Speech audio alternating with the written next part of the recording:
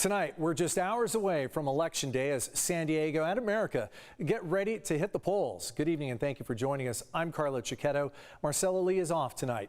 By mail or in person, San Diegans are getting out the vote. And the county is making it easier for San Diegans to cast their ballot by adding more voting centers and ballot drop-off locations. CBS 8's Abby Alford is at an early voting center in San Isidro with what you can expect on Election Day. This is the first election that the San Isidro Library has been designated as one of 218 voting centers across the county, and there's been a steady pace of early voters. Ask Charlie Pinky what he thinks about voting. Extremely fired up. As you can see, he does not shy away from his pride in voting at the polls. I like this a little bit better.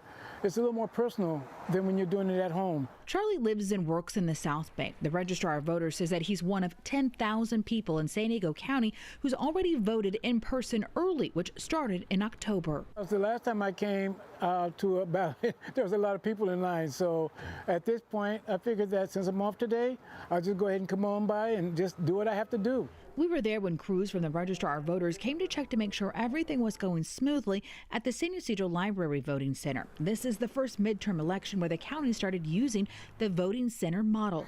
Gracias.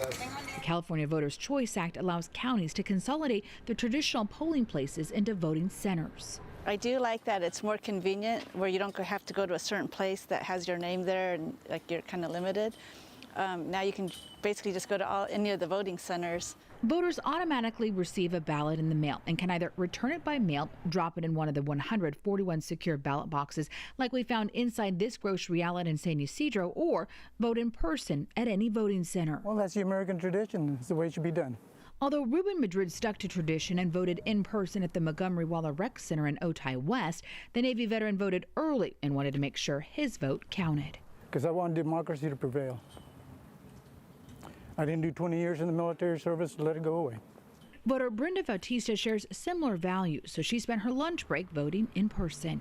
I kind of joke around about like the lottery ticket. People want to win the lottery, but if you don't buy a lottery ticket, you're not going to win. Same thing with voting. If you don't actually vote, then you don't get your voice heard. Although the way we vote may have changed, there's still pride in voting in person at the polls. And I'm happy. This is what it's all about. Whether you vote in person or by mail, you can track your ballot and get notifications sent to your phone. To learn more, go to CBS8.com.